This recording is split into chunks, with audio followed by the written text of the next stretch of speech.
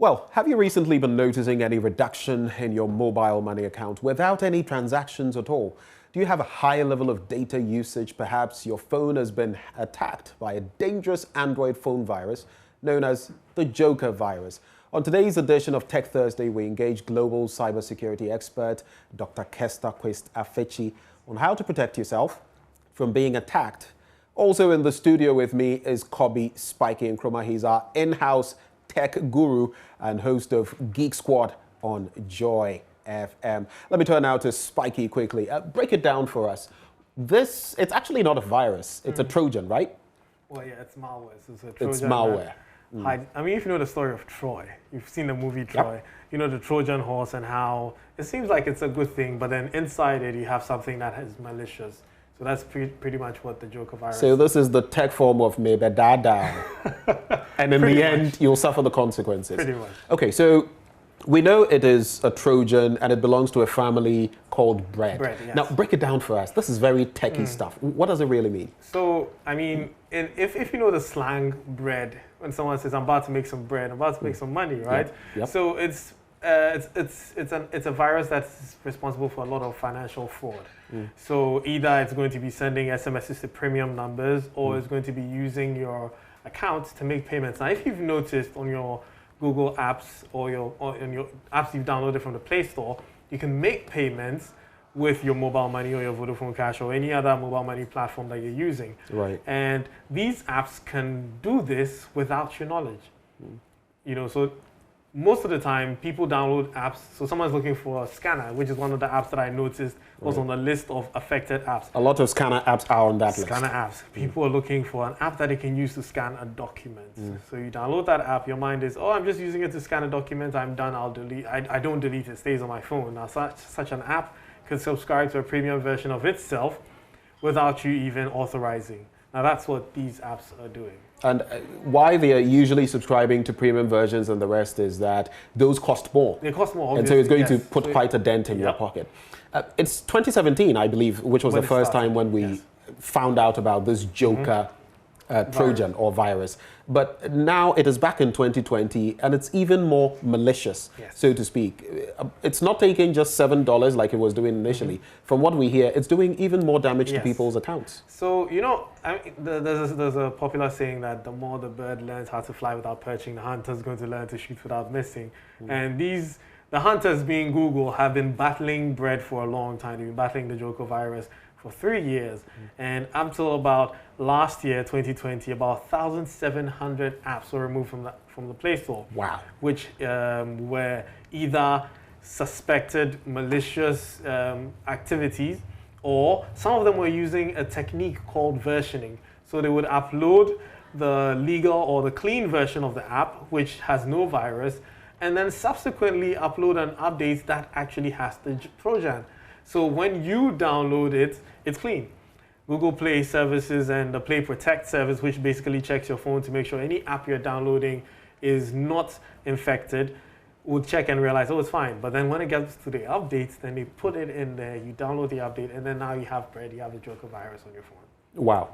Let me cross over to Zoom now and engage Dr. Kester Afechi. Now, how bad is the situation really? How dangerous is it? How much is it affecting Android users across the globe in terms of this current attack? Yeah, it's affecting a lot of global users, and Ghana also has been on the map as one of the key targets of the Joker virus. And what the first person said earlier is true. And they've targeted countries where they've advanced in fintech, and then they are also using these financial services like mobile money payments and other payments. And you realize that sometimes people store their credit card details also on certain apps and also on their phones and also in their web browsers. And these can be used by the Joker virus to transact transactions, because even if it's request for a one-time part through your SMS, because the Joker virus application, the Joker virus within the application can read your SMS message, it can use those codes to automatically authenticate the transaction on your behalf without you actually doing it. And this has been embedded in a lot of apps on Play Store, and it's very difficult for Google to fish out all of them because it is within genuine apps that have been built, and then people can install them and Joker virus will take action from that step onwards. Now, this is the second time that we're having to deal with this Joker malware. And for the second time, it is targeting Android devices. The question is why?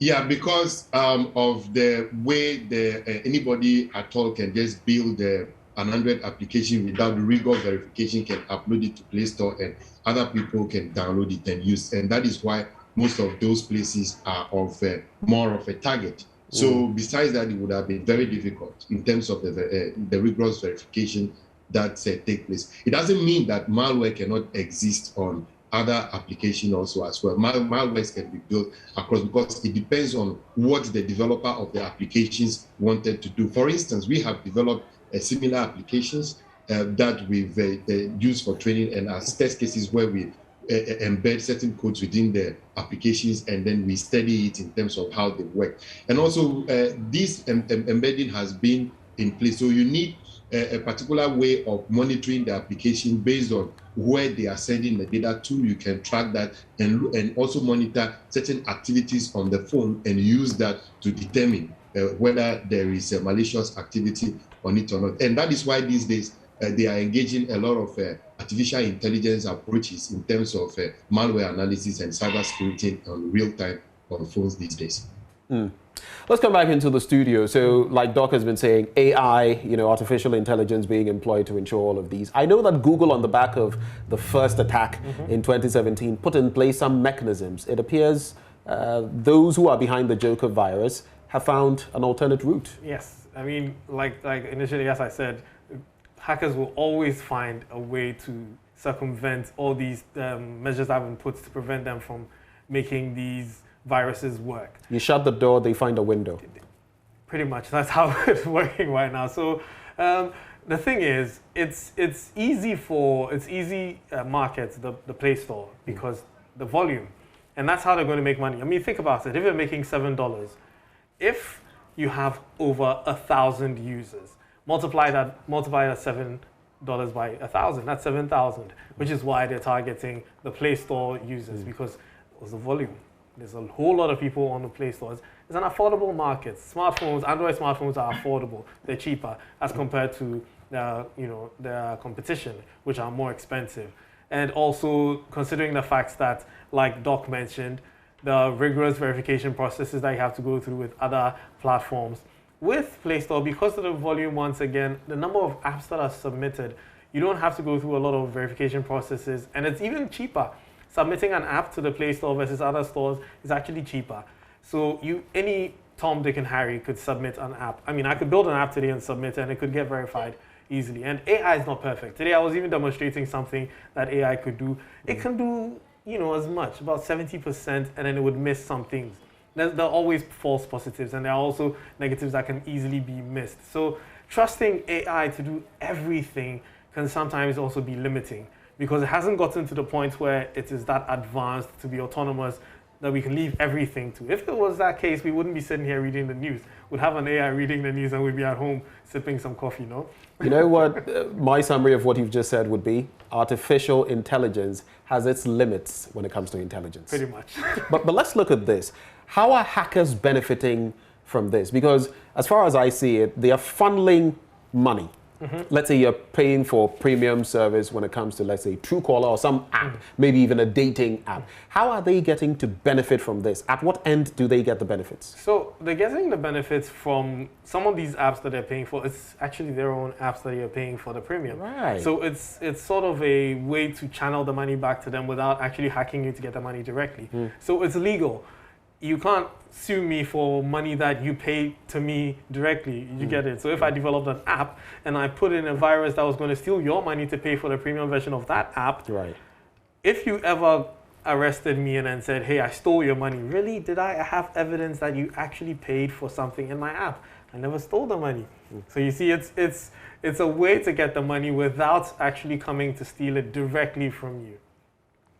Now, Doc, let me come back to you on this bit. One interesting solution is that Google, at the outset in 2017, came through with mechanisms to forestall what we are seeing now. But it has happened again because they tried to prevent put in place certain mechanisms. But what these hackers have found is that they can go about the process without your consent, without my consent. They don't need me to be able to funnel my money to make those payments. What would you suggest should be some of the initiatives Google and other outfits should put in place, even those who create applications, to prevent the Joker virus from infesting their applications?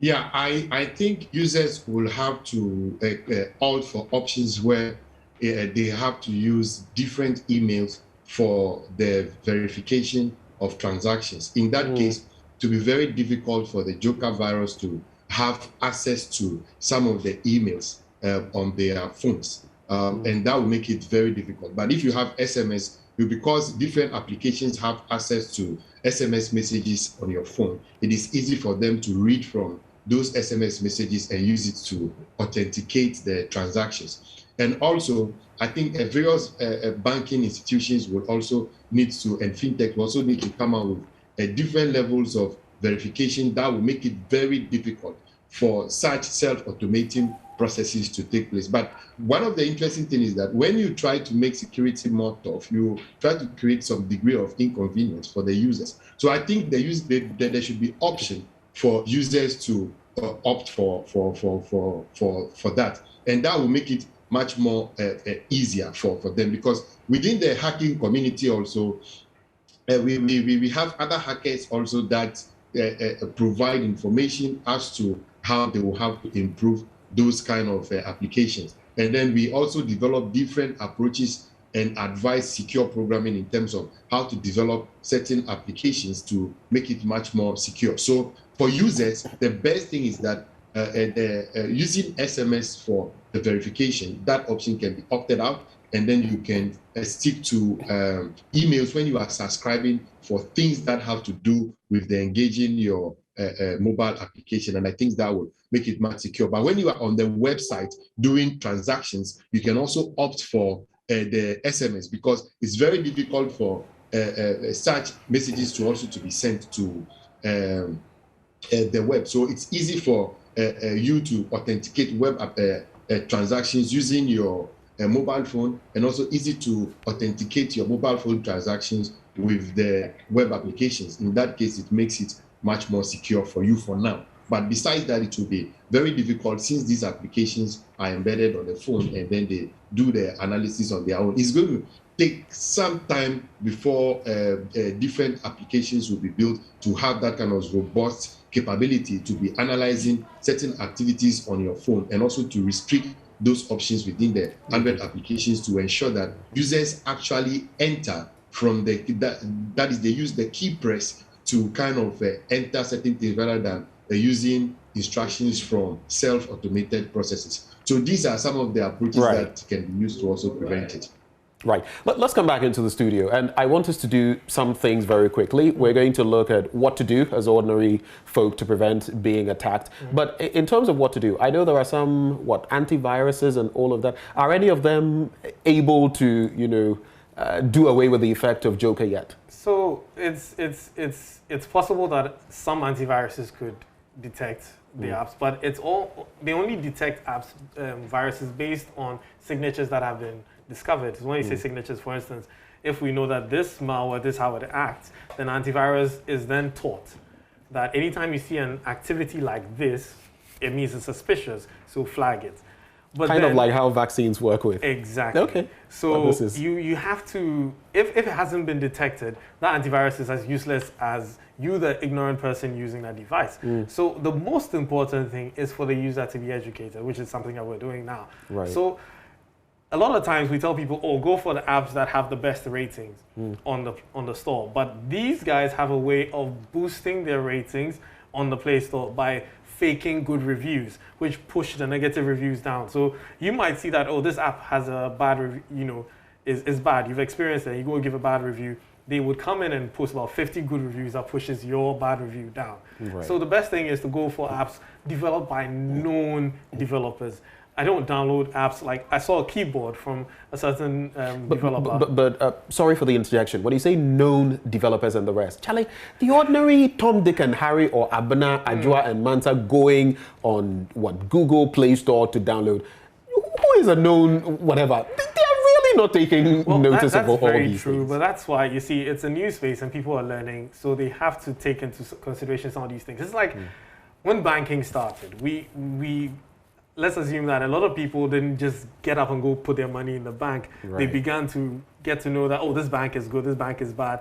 If I told you that, oh, go and drop your money in Financial Banking, would you do that? You don't know the bank. I don't know the bank. Exactly. So you do your research, ask a friend who's techie and find out from them, hey, is this a good app to download before you download it? Because some apps actually come looking professional, looking good. I've been a victim before. I saw an app, I'm like, oh, this would be good. I downloaded it and boy, it had so many things I didn't want. Wow. Okay, so I know this. Somebody may not know, but if you asked me, oh, I want to download it, I'll tell you don't. Okay, so number one, verify. Yes. No, this must come from a known developer. Yes. Okay. You'd What see else? it What when else you go should we to be the looking store, at? You'd see the names of the developers right underneath the app. You'd see if it's from Google, you see Google. You can actually tap on it and see other apps they've developed. Right. And then two, I mean, yeah, this goes without saying, but you should check online what is happening right now. So the list of apps that have been dropped, the cam scanner, almost every phone right now has a scanner. So can we take a look at the list of the apps? Because we actually have these apps. They've been taken off already. Yes, they've been taken off already by Google. So if you still have them on your phone, you should look at taking them off. So number one is auxiliary message, element scanner, fast magic SMS, free cam scanner, travel wallpapers, and there are more. So I think best thing we could do is we would post them on our social media so people would know which ones they are and then take them off. I'm seeing Hummingbird PDF converter. Yes. So basically those that are the guilty ones, scanner apps, photo Wallpaper, apps, wallpaper apps, emoticon apps, and all of that are in there. So you really, really need to be careful. We can't walk you through all of them, but I believe we'll be putting that online. My final bit. So for all these payments that are made online, I pay my electricity bill, for example, online, DSTV online. That means I am susceptible, right? Yes, because you've added your credit card details to your phone or your laptop. Or my mobile money. Or your mobile money. On my phone, same thing. But I'd noticed one thing, and which buttresses Dr. Kester's point, using a different email. So today I had a different phone that I have a different account tied to it, and I paid for a different app on my phone, and I was trying to install it on that phone, but I couldn't make that payment on that phone because the account was different. So that's another security step that you could take. You can sign into a disposable email on your device, and then when you want to make a payment, you use your authentic email to make that payment. So it's not always on the device. You only sign in when you need to make that payment. Well, Spiky, this conversation is definitely going to continue, and we're going to keep getting abreast of this development. Thank you so much for joining the conversation. Kobe Spiky is our in-house tech guru, and he's also host of Geek Squad on Joy FM. You can join him every Tuesday at 7 p.m. on Joy 99.7 FM. We're also joined by global cybersecurity expert, Dr. Kester Quist-Afechi. Dr. Quist-Afechi, thank you so much for your company, for joining the discussion.